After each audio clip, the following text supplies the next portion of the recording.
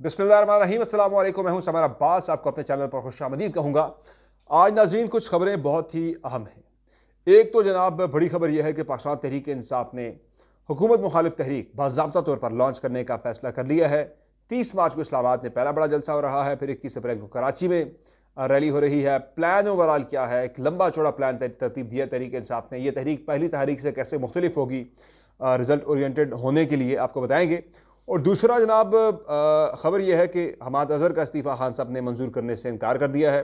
और फिर अगली खबर जो है वो बड़ी अहम है कि यूरोपीय यूनियन ने पाकिस्तान में इलेक्शन जो हुए 8 फरवरी के, उसके लिए अपना ऑब्जर्वेशन के लिए एक अपना ऑब्जर्वेटरी एक अपना मुबस्सर मिशन भेजा था जिसने इलेक्शन को मॉनिटर किया। तो यूरोपीय यूनियन ने अपनी जो रिपोर्ट थी 8 फरवरी के इंतखाबात के वाले से वो रिपोर्ट जारी कर दी है। इस रिपोर्ट के बारे से इत्तला यह है कि रिपोर्ट में काफ़ी ज़्यादा बेकायदियाँ हैं इस इलेक्शन के अंदर, वो बताई गई हैं। लेकिन ये रिपोर्ट हुकूमत पाकिस्तान को यूरोपीय यूनियन ने भिजवा भी दी है। और इंटरेस्टिंग बात इस सारे में यह है जो आयरॉनिकली यूरोपीय यूनियन ने इस रिपोर्ट के पब्लिक किए जाने या ना किए जाने का फैसला हुकूमत पाकिस्तान पर छोड़ दिया। तो उस पर जो है रऊफ़ हसन साहब ने भी कल एक सवाल उठाया था जिस पर यूरोपीय यूनियन ने रिस्पॉन्ड किया। तो इस रिपोर्ट के हवाले से मैं आपको बताऊंगा कि ये मामला है क्या, यूरोपीय यूनियन का मौक़िफ़ है क्या रिपोर्ट के हवाले से।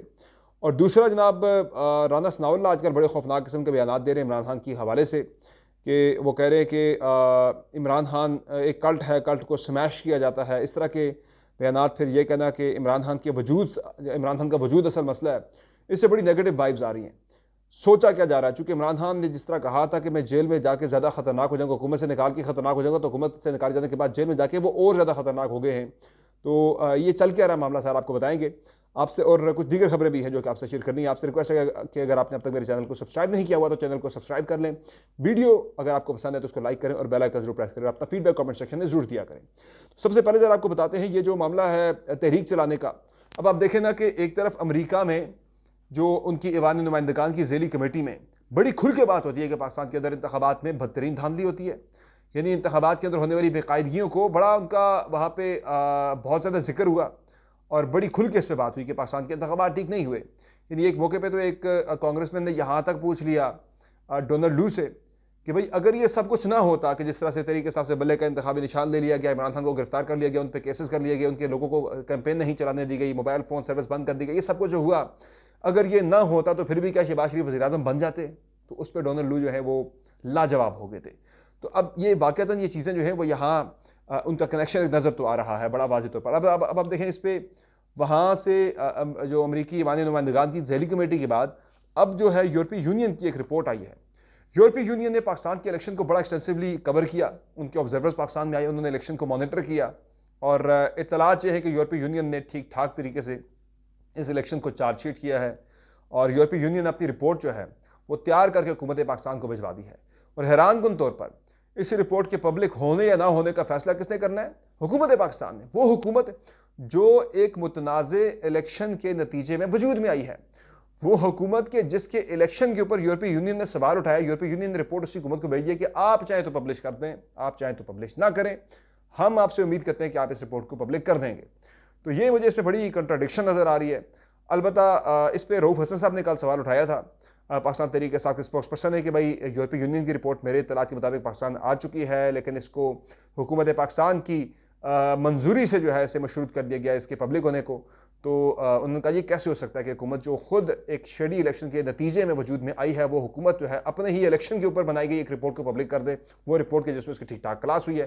तो उस पर फिर यूरोपीय यूनियन ने जवाब दिया। उन्होंने कहा जी कि 2002 के इंतखाबात हों या उससे पहले के इंतखाबात हों या 2008 के हों, 8 के बाद फिर उन्होंने कहा जी 2012 के, 2018 के और अब 2024 के, ये तमाम इंतखाबात की रिपोर्ट्स हम ऐसे ही करते हैं। हम मौजूदा हुकूमत को भेजते हैं, उस मुल्क की हुकूमत को भेजते हैं, हुकूमत की मर्जी होती है कि वो रिपोर्ट को पब्लिश करे या ना करे। हमारा प्रोसीजर यही है। तो रऊफ़ हसन साहब को उन्होंने इसमें मेंशन भी किया भाई हमारा ये तरीक़ेकार है।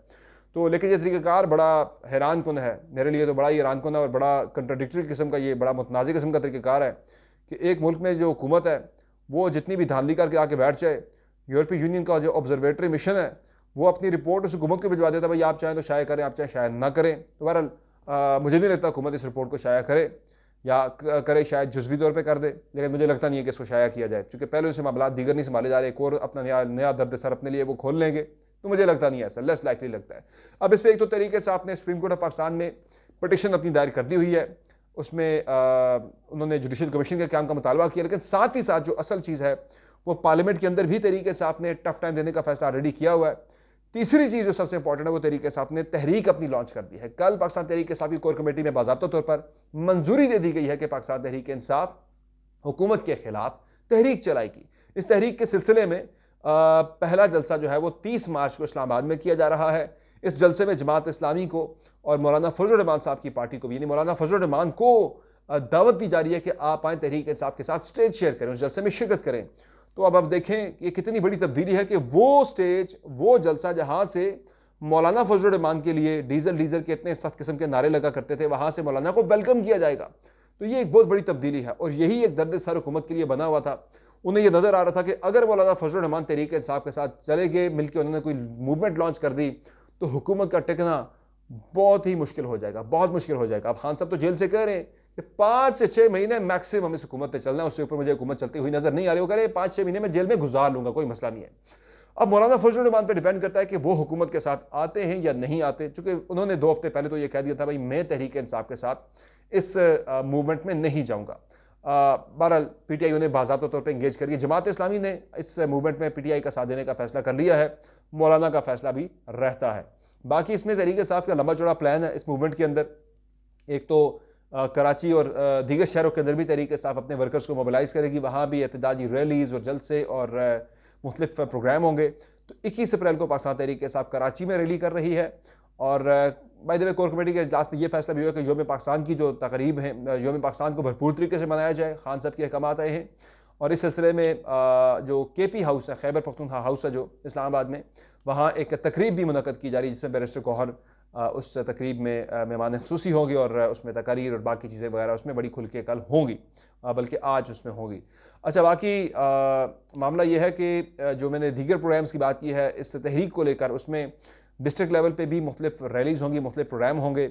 मालाकर डिवीजन आप देख रहे हैं कि वहाँ पर रैलीज़ निकलना शुरू हो चुकी हैं।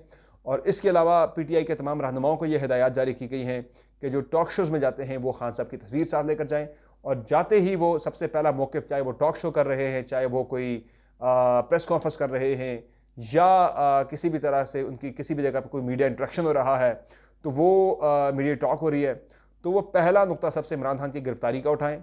उसके बाद फिर वो इलेक्शन में होने वाली धांधली के वाले से बात करें, इन चीज़ों पर ज़्यादा जोर दिया जाए। फिर पीटीआई के जिस तरह से एमएनए को अलीमा खान ने कहा जारी किया, आप सब ने आइंदा से खान साहब के वाले से केसेस जब भी हों तो आपने इस्लामाबाद हाई कोर्ट में पहुंचना, अपनी हाजिरी को मेक श्योर करना है, एक वो प्रेशर बढ़ाने के लिए। फिर इसके अलावा आप देखें तो सोशल मीडिया के वाले से भी कह दिया गया भाई आप भरपूर तरीके से उस पर एक्टिव हो जाएँ और अपना जो आपका बयानिया है उसकी भरपूर तरीके से तरवीज की जाए। तो एक लंबा चौड़ा प्लान तरीके से आपने प्लान दिया है, जिसपे आने वाले दिनों में आप देखेंगे कि आपको बड़ी एक्टिविटी मुल्क के अंदर होती हुई नजर आएगी।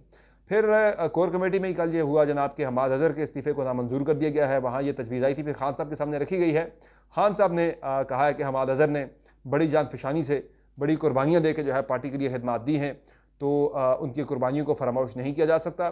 तो हमाद अजहर को ये कहा गया कि आप कंटिन्यू करें बतौर कायम मुकाम सदर पंजाब और सेक्रेटरी जनरल पंजाब के तौर पर पाकिस्तान तहरीक इंसाफ की तंजीम के अंदर।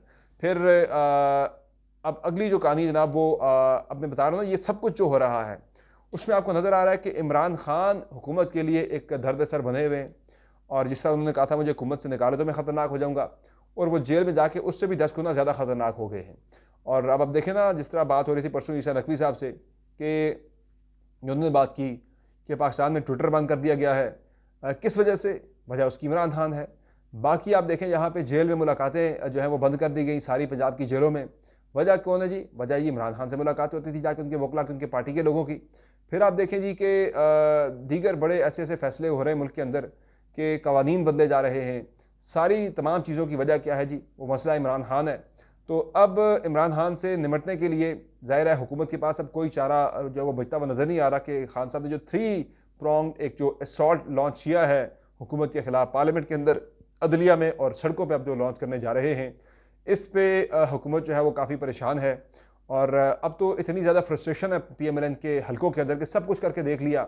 वो पहले कहा करते थे इमरान खान, तो ये राना सनाउल्लाह कहा करते थे ये तो वह नशा करता है, 1 हफ्ता जेल में गुजार लिया तो अकल ठिकाने आ जाएगी। भाई वो पिछले 6-7 महीनों से जेल में बैठा है, कुछ नहीं हुआ। अगर वो नशा करता होता तो वो 1 महीना तो क्या 1 दिन भी ना टिक पाता जेल के अंदर। तो वो तो बड़े कई महीनों से जेल काट रहा है, बड़ी दिलेरी से काट रहा है कि जी वो जेल से खान साहब को डर लगता है, वो जेल में नहीं जा सकते। बंदा जेल में बैठा है भाई, वो कह रहा है मैं मजीद मुझे बैठना पड़ा, मैं यहाँ पे मजीद भी बैठूंगा। मसला ये हुआ है कि उन्हें लगता था कि खान साहब जरा ना एक खुली डुली तबीयत के मालिक है, तो वो जेल काट नहीं सकेंगे, वो समझौता कर लेंगे। उसने कहा मैं समझौता भी नहीं करूंगा, आप जो मर्जी कर लें, मैं डील नहीं लूंगा, ना कोई डील करूंगा, ना मैंने मुल्क से बाहर जाना, ना मैंने पाकिस्तान कहता किसी किस्म की डील करनी जेल से बाहर आने के लिए। तो वो सब कुछ करके देख लिया भाई, वो बंदा काबू में नहीं आ रहा। अब जो मुझे वाइब्स बड़ी नेगेटिव आ रही हैं बयानात से, जो राना सनाउल्लाह कुछ दिनों से बात कर रहे हैं फ्रस्ट्रेशन में, आउट ऑफ फ्रस्ट्रेशन, उसने कहा जी कि या ये रहेंगे या हम रहेंगे। फिर उन्होंने कहा, एक बयान दिया जी कि इमरान खान जो है वो एक कल्ट है, इमरान खान एक कल्ट है और कल्ट को सिर्फ स्मैश किया जाता है। क्या मतलब आपका इससे? फिर दूसरा राना सनाउल्लाह ये कह रहे जी कि ये कह रहे जी कि कल फिर उन्होंने ये बात की कि इमरान खान जब तक हैं उस वक्त तक मसला ख़त्म नहीं होगा, प्रॉब्लम जो है वो सॉल्व नहीं होगी। इमरान खान का वजूद ही असल प्रॉब्लम है। अब मसला इस बंदे के वजूद से, पहले इसकी सियासत से था, अब उसके वजूद से मसला होने लग गया है। तो ये कोई इतनी अच्छी वाइब जो हैं वो इस तरह के बयानात से नहीं आ रही हैं। रिसेंटली आपने जो देखी भी एक्टिविटी के खान साहब की जान को ख़तरा है जेल के अंदर। फिर जेल में आपने देखा कि वहाँ पर कुछ कैदियों की लड़ाई शाई हो जाती है, लड़ाई में 2-3 कैदी एक दूसरे को मार देते हैं। तो इस तरह की खबरें भी वहाँ से चलवाई गई। एक वो नेगेटिव किस्म का ना एक वो इस नेगेटिविटी फैलाई जा रही है काफ़ी ज़्यादा इस खान साहब के मामले को लेकर, उनकी सिक्योरिटी को लेकर, उनकी लाइफ को लेकर। बहरहाल ऐसा मुझे नहीं लगता कोई इस तरह का कोई कदम कोई भी गवर्नमेंट उठा सकती है किसी भी पॉपुलर लीडर के खिलाफ। पॉपुलर लीडर ना भी हो, किसी भी लीडर के खिलाफ कोई अफोर्ड नहीं कर सकता, ये कोई सोच भी नहीं सकता। तो ये जो राना सनाउल्लाह साहब आकर गवर्नमेंट से बाहर है, शायद इस तरह की बातें कर रहे हैं, लेकिन ओवरऑल मुझे इस तरह के बयान से बड़ी नेगेटिव वाइब्स आ रही हैं कि सब अच्छा नहीं है।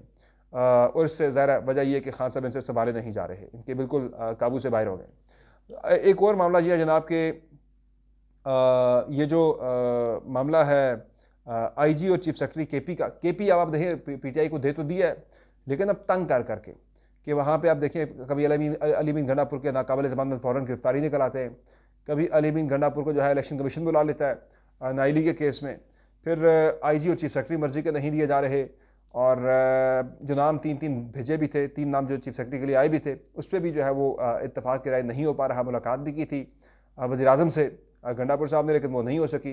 तो पीएम साहब ने इस पर उन्हें यकीन दहानी तो करवाई थी हम करेंगे, लेकिन फिर वो मामला आगे नहीं बढ़ा।